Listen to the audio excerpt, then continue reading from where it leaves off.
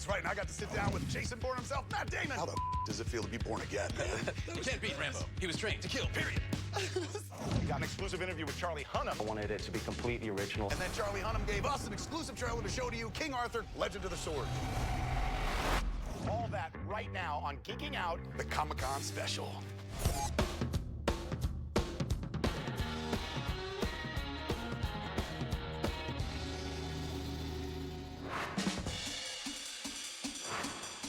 Hey man, welcome to Geeking Out. We're gonna be geeking out about TV, film, games, tech, everything that we love and hopefully you love too. So this is our big Comic-Con special. This marks the 21st year that I've been going to Comic-Con. 21 years ago, Comic-Con wasn't what it is today. No. Comic-Con back in 1995 was, if I remember correctly, 30,000 people, and I was impressed by that. I was like, oh my Lord. What is it today? 200,000 plus. Yeah, isn't that nuts? Wow. Isn't that crazy? So this was a special one, I gotta say. I got to go to the premiere of Star Trek Beyond. You went to the outdoor Star Trek premiere? It was really cool to be down there, having been in Star Wars, now Star Trek. It's just a great time to be. And we're taking you there right now, man. Look at this. This year is the 50th anniversary of the premiere of the original Star Trek series. And this is the world premiere of Star Trek Beyond. The first time an IMAX screen has ever been used outdoors. They have the orchestra playing live to the picture.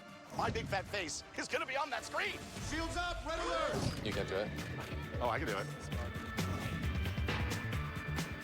What the hell is this? I know why you're here. Why we are all here. How has this journey, this crazy whirlwind been for you now that you're, to be speaking as the writer and as the whole thing? It's just insane. It's kind of, I'm amazed that we're even here, because it was always full warp, but. Yeah. I mean, I can't believe what the reaction's been like, and we're here at Comic-Con and all this. It's going to be the biggest Star Wars film of all. Trek. Star Trek. He gets confused. I told He's you, in both. You have opened up this audience even more. Are you hearing that right now? I know when I signed up, there were a lot of people, Fast and Furious guy doing, but to me, this has been the most personal choice of my career. I mean, I grew up with Star Trek. These characters are part of my family. And so at the end of the day, like the movie or not like the movie, I hope that you feel that there's a respect for Trek. Rabbi, what is going on? Are you going to shave it ever? This is for your show. I know, it's my show. Jesus. It's like being friends with Kim Kardashian.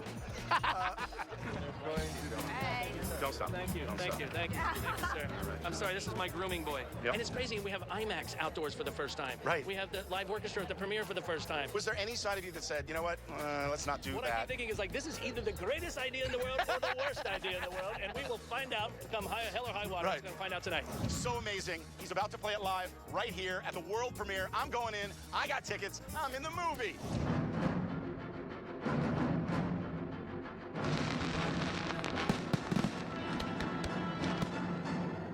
Unbelievable. Justin Lin did such an incredible job with all the action. This movie is so highly anticipated. Big opening weekend. Capped off with the premiere, obviously, at Comic-Con. No better place. Let's take them to it, man. Now, without further ado, ladies and gentlemen, we're taking you to Comic-Con. Monstrous. Yeah. Tell us about Monstrous. It's about a girl who has survived a cataclysmic war, and she has a psychic bond to a monster that's living inside of her, almost like a monstrous ghost that has possessed her body. Wow. And So- this is all original material from you. All original. It's like a dark steampunk epic. You are a sick. My God. Suicide Squad. Suicide Squad, yeah, I'm the penciler on Suicide Squad. It comes out August 17th, and obviously we are hopping on the bandwagon. That is the Suicide Squad movie. It looks phenomenal. Hold the Guinness Book of World Records for the most selling comic book for X-Men #1. That's right. We sold like 8 million copies. Oh, I'm sorry. Wait, what was that? Wait, what was that, Jim? Just 8 million copies. All right, whatever. So that was like 5 years into my career. I was really careful about what hand I used to open doors because I didn't want to injure myself right before the script came in. I'm sorry. Prima donna. No, because you knew that the sales were going to be phenomenal, right? Right. You already had tracking information. Right. So my fear was I'd reach for a bathroom door and some other guy would be bolting out. And you wouldn't be able to sign. Right, and smash my hand. No, and prevent me from drawing the actual comic. At that point, I had the script, but I just was very protective of my hands. That's wild. Things that you're not involved with. What are you binging on right now? I shouldn't say because I'll ruin my geek creds. No. Yeah, The Bachelorette. Woo! Yes. You heard it here. Geeking out about The Bachelorette. Coming up. Preacher, Essential American Story, written by a non-American. None of us are American. That's all crazy. Across the board. And later on, I certainly wasn't the guy you wanted in your action movie, and that was the other guy. That was The Ben, action right? guy. Yeah. He does the action movies. And I had some class.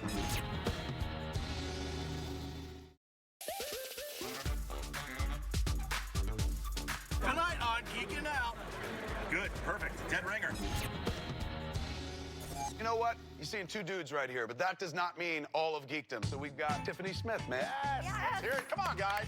I'm clapping for myself. That's okay. what's the stuff that you geek out about the most? Dude, well, obviously, Lord of the Rings was the first thing I ever got really nerdy about. That was on your Yeah, it was Light in Dark Places. Yes. I'm gonna roll a tear, and I don't even like those movies, and that was touching. I know. Every year getting to go to Comic-Con and seeing how much bigger and bigger and bigger it's gotten, I'm super pumped. And this year, I got to go down and check out some stuff for this show. Let's check that out. We are here at San Diego Comic-Con, the best weekend ever for nerds.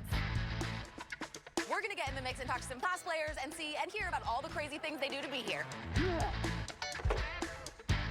I'm getting a little Ghostbusters, My Little Pony vibe. I am Rainbow Dash if she was a Ghostbuster. I love it.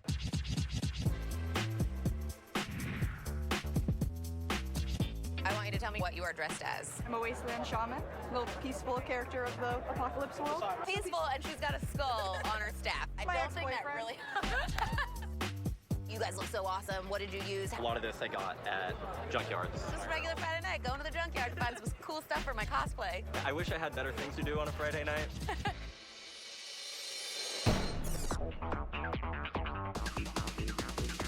Garth Ennis, Evan Goldberg, Dominic Cooper, Seth Rogen. The team of folks without whom we don't get to watch Preacher every week. When did you first discover the book? We were in high school. Yes. My brother was huge into comics, and he came into my bedroom one day and said, "This is the best comic ever. Read all of it." And I was like, "Okay." And I read it, and Seth and I were the only two guys in our high school who were big into comics.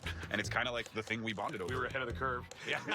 Got a pedigree that people have loved for years. This man created it. It's a quintessential American story written by a non-American. Tell me about... None of us are American. Yeah, that's how crazy. Across the boards, man. That's true. It's being brought to life by non-Americans. What is that about? It's American movie soup. It's every American movie I watched as a little kid, westerns and war movies and action films and crime films. And now it's, in a weird way, gone back to the screen. And basically, starting in around 2004, we started trying to make it, like, as aggressively as we could, and just no one would let us do it, basically. Tom, when it come through, did you instantly say yes, or were you like, eh?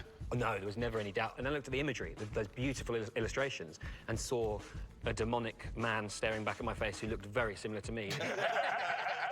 Crazed lunatic. Tonight, the episode that aired on Preacher was essentially kind of like your red wedding, if you will. It was bloody as hell. How eager were you guys to get to this airing? This whole time, the Satan Killer stuff is just the most exhilarating thing ever. And we actually couldn't physically be there, so we became psychotic about storyboarding it. It was the most meticulously planned thing. I felt like I was there. Yeah, exactly. And then there's been such a mystery as to like how he is connected to the main story in any way, shape, or Nothing form. makes me happier than people who are just like, what on earth could he have to do with Exactly. any of And this? Next week is the season finale. Give us a little taste of what we can expect to see. God's coming to Texas.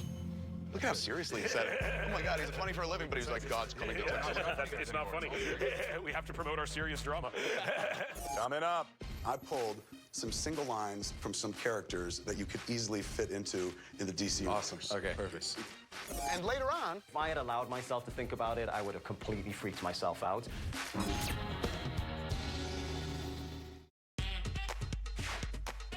You roam the halls, you run into people that are about to have done amazing things, but are about to launch another new series that's just going to be massive, man. Chio, tell me about Luke Cage and what you're doing.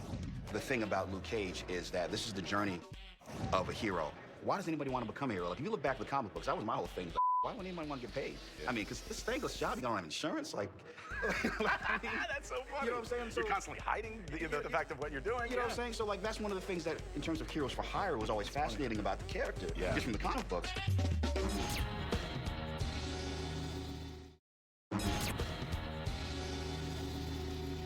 Ready?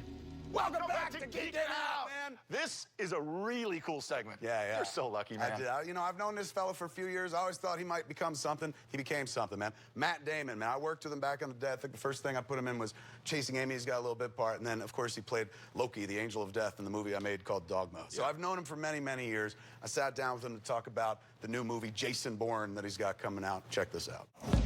Knock, knock. Oh! Everyone give it up for Matt Damon, for Christ's sakes, man. All right, we got a lot to get through. Hi, everybody. So how the does it feel to be born again?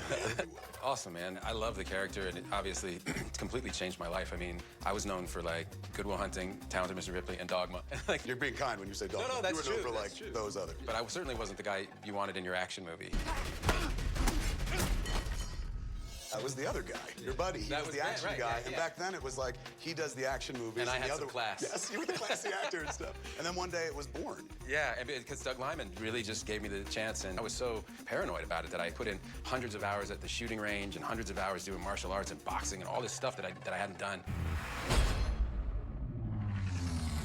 Paul Greengrass and you are like De Niro and Scorsese at this point. What kind of shorthand do you have with the dude you worked with that many times? He's really one of the smartest people I know. Paul's been in the middle of riots so many times, and he's covered them, that he knows what they look like. And he can tweak them and stage them and capture them in a way, and it's really cool. We gotta move. I would be remiss if I don't do this. We all know the other guy is a part of the DC universe. So everyone on the internet is just like, one day, Matt's gonna wind up in the DC universe. What I did was I pulled some single lines from some characters that you could easily fit into. All of these characters have interacted with Batman. So this is how you could fit into the DC universe. Fantastic. If Ben would give me the part in the Batman that he's directing, incidentally, we hope. You know, he always gives himself the best part. All right, here we go. The first one is Deathstroke the Terminator, Slade Wilson. He wears an eye patch. He wears an eye patch. Very cool character. Saying him to you makes it even better, too. Right? Just a project. I'm Affleck. Here. With the cowl. Okay, well, yeah, no, do it. That's perfect.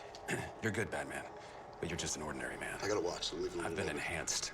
I'm stronger, faster, and far more vicious. You've trained yourself to fight. I've trained myself to kill. You know, I kind of turned into Richard Crenna from Rambo. You know, you're giving me a lecture. You can't beat Rambo. He was trained to kill, period. This Shazam. is Captain Marvel. Okay, can I say something? Please. I broke my foot, or my ankle, when I was 3 years old because I jumped off a jungle gym and screamed Shazam, because that's what he said when he started to fly. Yes. I didn't know Shazam was in the... This is a whole new... Captain Marvel is the character, and the word he says to change from a little boy Billy Batson into Captain Marvel is Shazam. It's one word, that's the only one you have to deliver. This is the one that I broke my leg with. Yeah. Shazam! Come on, dude. Wait, look at one more. Green Arrow from Dark Knight Returns. So this is an old, grizzled Green Arrow who the That sounds more like me, yeah. Old and grizzled. Yeah. The government has been trying to capture him for years. Green Arrow has lost his arm. Presumably, Superman took his arm off. You know what? I shouldn't read it once. I should just go for it, right? You should. I only have one arm, right? I mean, let's do this. This is a man who commits. This is why everybody wants to work with him. Ready? Here we go. Go. And they've been covering me, just like they covered up my escape. Sure, they'd love to frost me. I always knew it'd get down to you and the big blue schoolboy. When it all comes down, I want a piece of him. A small piece will do. For old time's sake, you know. It still hurts when it's cold. Yes! Oh, no. Yes, people bump arms. Absolutely tremendous. Fantastic. You're still the best. Give it up for Matt Damon, everybody. Good to see you, dude. So happy for you. He literally auditioned for us. For a movie that we're not even in charge of. Yeah. If it winds up happening, we get casting credit. Well, absolutely, man. Coming up after the break. Being directed by Guy Ritchie. I can honestly say I never had more fun. He gets very involved, and he has a nice tendency to heckle.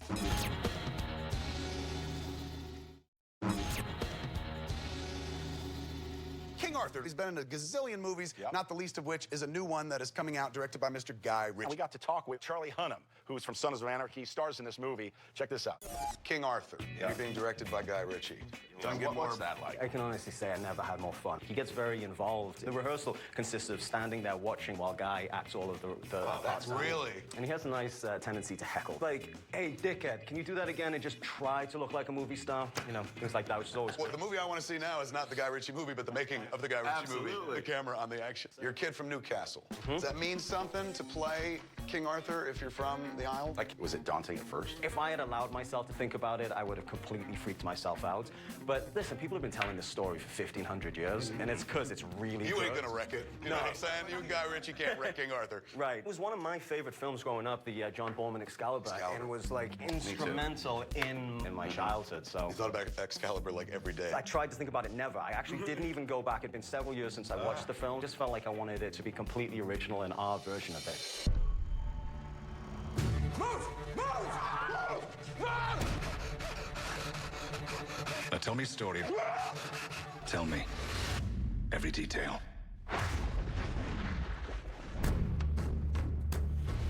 I woke up. From where? From a nightmare. What was it about?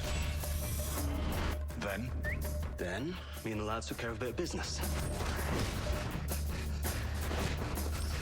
Hold up, back up. You've left something out. Are you writing a book? They all lived happily ever after. No, they didn't either. Because for the first time, there's something you don't know. Something nobody told you.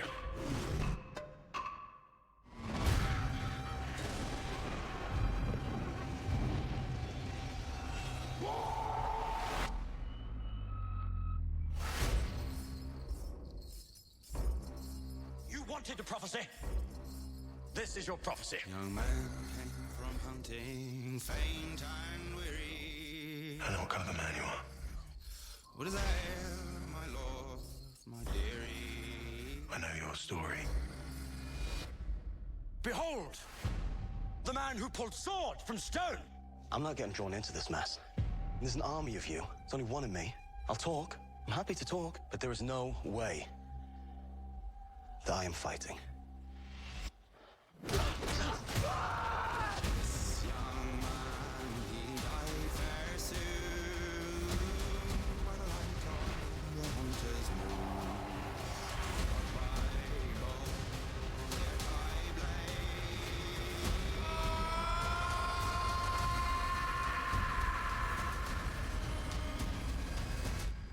So what happens now?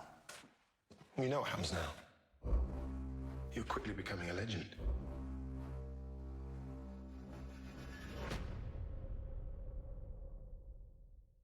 We're going to see a lot more stuff like that on this show. And come back August 14th and watch the official premiere of our show, Geeking Out. We have so much more coming up this season.